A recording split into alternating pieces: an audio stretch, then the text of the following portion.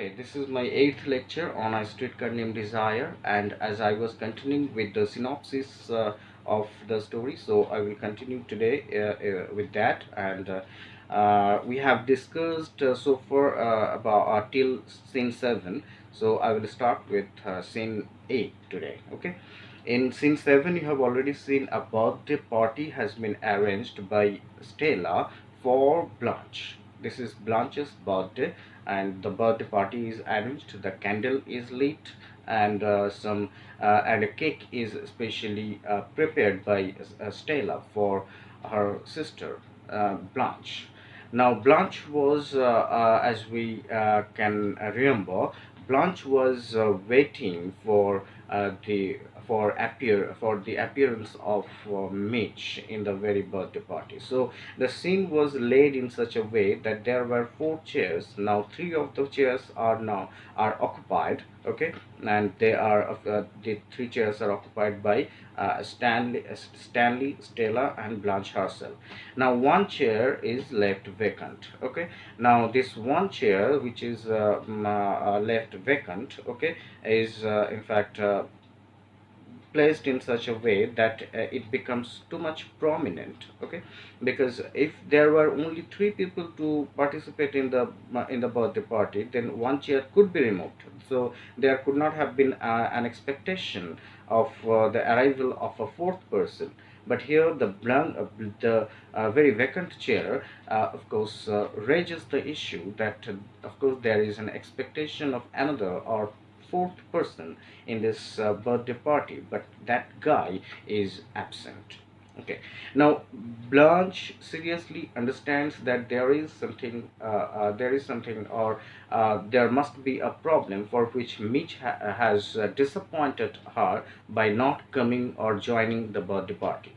Now, of course, with her own sense and own intuition, Blanche realizes and understands that, of course, Mitch has come to know about Blanche's real past, and that is the reason why Mitch has not turned up to participate in that very celebration.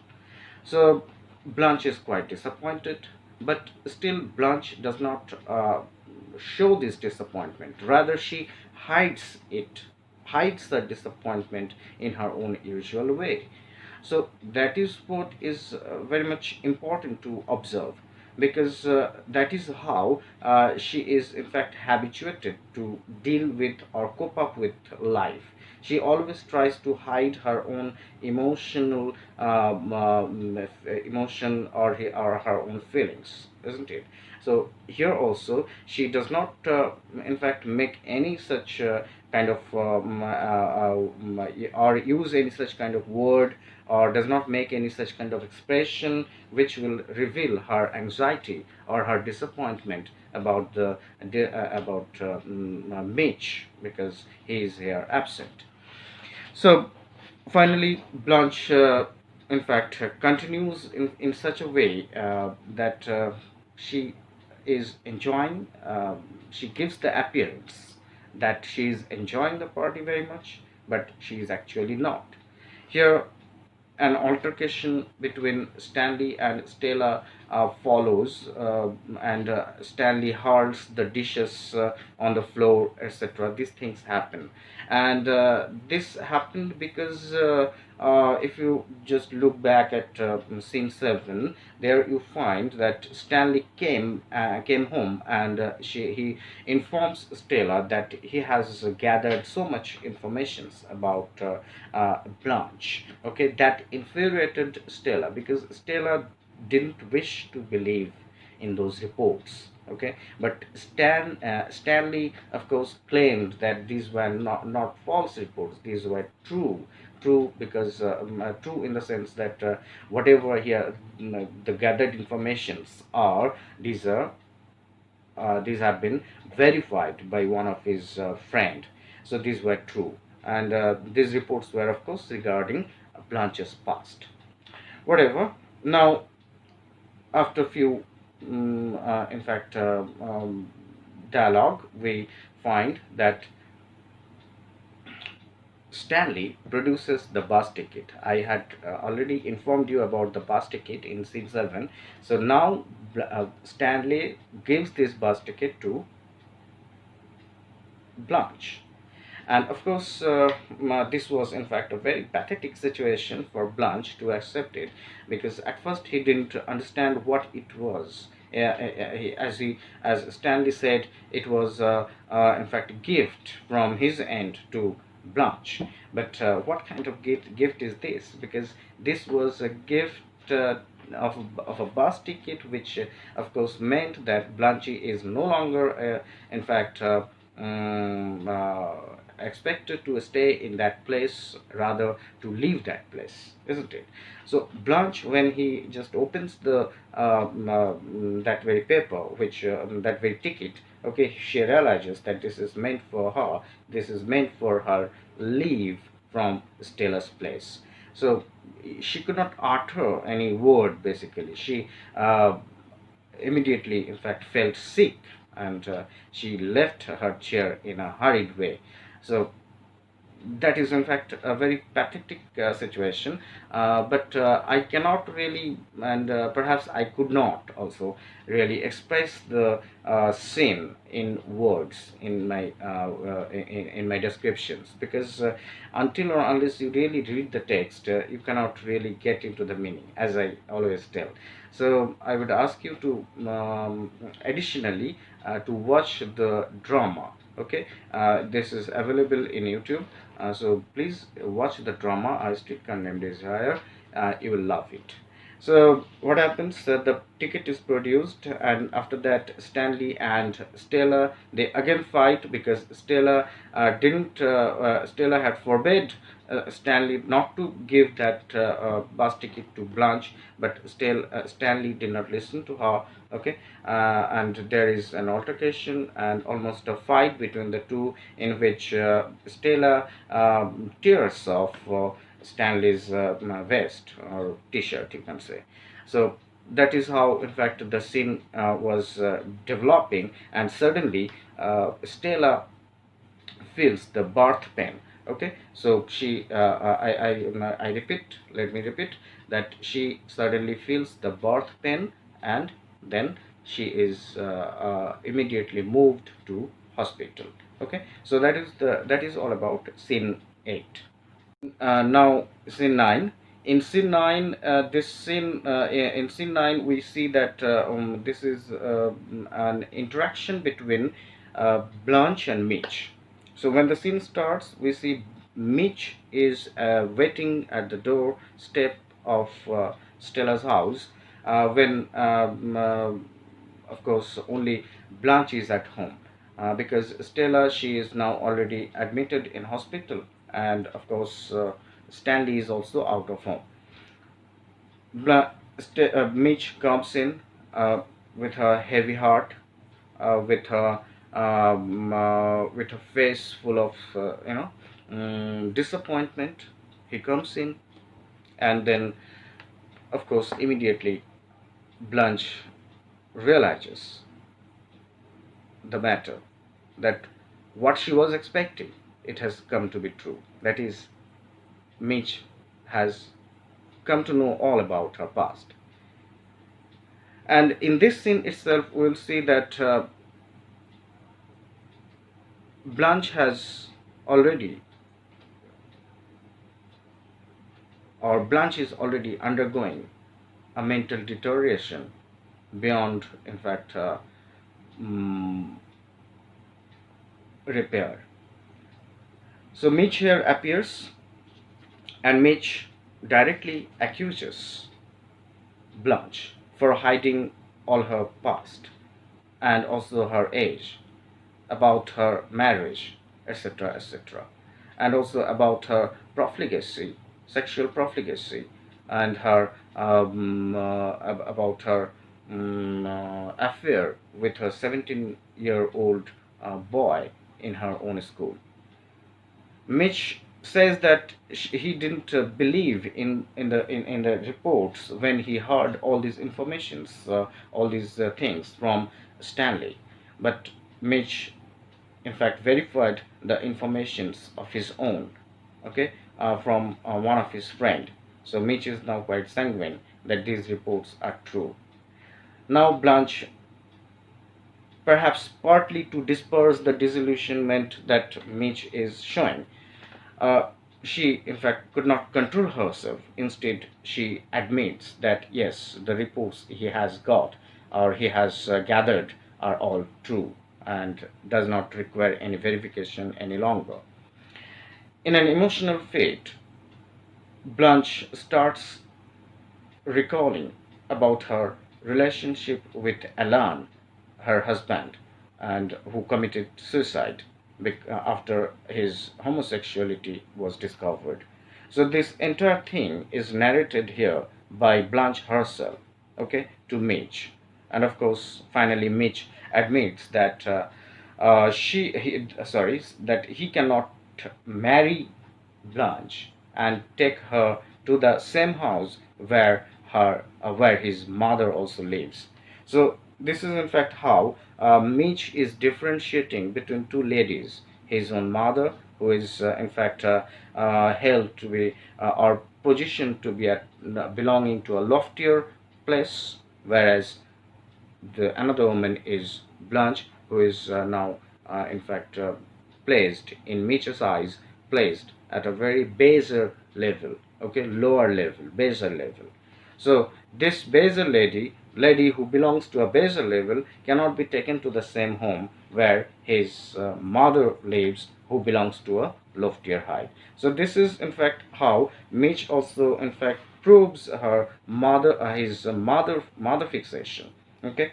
Anyway, so Blanche's dream or Blanche's expectation, as I mentioned previously, is completely annihilated, completely shattered. Now she understands that, of course, Mitch is never going to marry her. So finally, in the end of the scene, we see that Mitch still expresses his love for Blanche, but Blanche is no longer in a mood to reciprocate to Mitch. So when Mitch grabs her for gratification, for a sexual gratification, and to appease his sexual appetite, Blanche does not, in fact, fall to that desire. Instead, Blanche shouts, "Fire, fire!" so that Mitch just disperses, just disappears from that place. Okay, so that was in fact all about a very short scene, but very strong and very poignant scene. Okay, so that was all about scene 9. Now scene 10. Scene 10 is another very poignant, very rich and very significant scene, okay, because here, as I mentioned earlier, that Blanche was raped by uh, Stanley. So this is the scene where the episode or the incident takes place. Okay, so Stella is still in hospital. She has already given birth to a child. This is informed in this scene. Now Stanley is back home, and Blanche. What is the mental condition of Blanche now? Blanche's every hope is shattered, annihilated, just destroyed. And as we know Blanche, that she lives in some, disillusionment, or you can say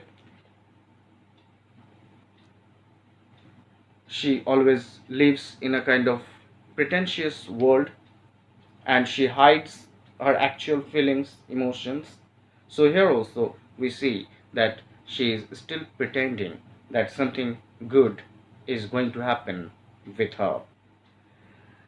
She has dressed herself up with the best dress, and when Stanley is back home, then she pretends that there has been a letter, okay, a telegram from Shep Huntley. Shep Huntley is another absent character, and as reported by Blanche, he was the shooter, okay, of Blanche, but their marriage eventually did not take place. But that guy, Shep Huntley, is reported to be still in love with Blanche. So he is that guy who is coming to get or to meet or to take Blanche, okay, away from that place. So this is once again the world of pretension is shown, is highlighted by Tennessee Williams, in which Blanche is shown to be living. But Stanley immediately understands that Blanche is quite out of mind, and Blanche is in fact, mentally quite distorted, deteriorated. But still, these are all the old accounts which were to be settled by Stanley, because Stanley still believed that the Belle Reve was not lost, rather it was sold. And this is one account that was to be settled, that needed to be settled.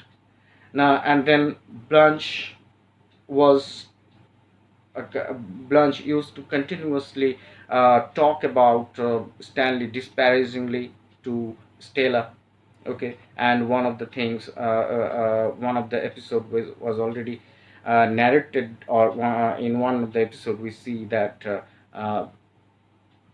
Stanley overheard the conversation between Stella and Blanche. So that was also an account which was to be settled. So these are the things that eventually turn into a very, another pathetic scene where Blanche is raped by Stanley. Okay, and basically, this scene itself is a very poignant scene. Okay, and with this rape, this scene also ends. And last, there is just one scene left, that is scene 11, and this is the last scene. In this scene, we see it takes place few days later, or few weeks later, perhaps. Stella is back home with her child, and when the scene opens, we see that two ladies, Stella and Eunice, the landlady, okay, they are preparing Blanche for a vacation, seemingly for a vacation, but actually Blanche is being prepared, Blanche is being readied by by Stella and Eunice to be taken away to mental asylum. So this, in this last scene, this is in fact full of ironies. What Blanche thinks is that she is going to be taken away by Shep Huntley. Shep Huntley will come and will take her to a vacation. But the people who are expected to come and take away Blanche are people from the mental asylum. Okay, so this scene gives us the information that Blanche is completely now out of his mental sanity. Okay, and she is being sent to the mental asylum. So the one doctor turns up, and with the doctor there was another maid. The backdrop of the scene gives us that the four boys, the four men, they are playing poker. Okay, so these in fact little things are connected so intricately that one supplements and complements another in a very tight way. Okay, you cannot separate the scenes, you cannot separate one thing from the another, because each thing contributes to the development of the another thing. So here the doctor and the maid turns up. Blanche was quite taken aback, astonished, because of course she was not expecting this doctor to come and this maid to come. The maid first asked Blanche to come with them, but Blanche refuses. So the maid who was accompanying the doctor, she started forcefully, in fact, pulling or taking forcefully taking away Blanche, and Blanche was refusing, and Blanche fell down on the ground. Okay, so then what happens? You must watch the drama to really understand this scene. Then the doctor, he turns up, and in a very gentle way and gentle manly way, the doctor requests Blanche to go with them. Then Blanche suddenly agrees to go with the doctor. You might feel quite perplexed, because when Blanche was not agreed to go with the maid who was accompanying the doctor, but now when the doctor says to go with them or to come with them, then she agrees to go. Why? Because here Blanche says that whoever this doctor is, he seems to be a good stranger and a good gentleman. And Blanche says further that he has always depended on the kindness of the strangers. Okay? What she does not mention, the next line should have been after the death of her husband, or after the committing of suicide by her husband. Okay? She has always, in fact, felt very much you know, an affinity with the strangers, and she has depended on the kindness of strangers. So this doctor was also a stranger, and he presented himself in a very gentle way and gentlemanly way. So she agreed to go with the doctor. Mind it, not with the maid, but with the doctor. So that is how actually the play ends. So we end here. Next day I shall discuss about different themes.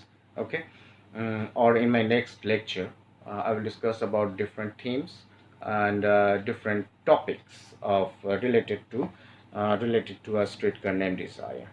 Okay, thank you very much.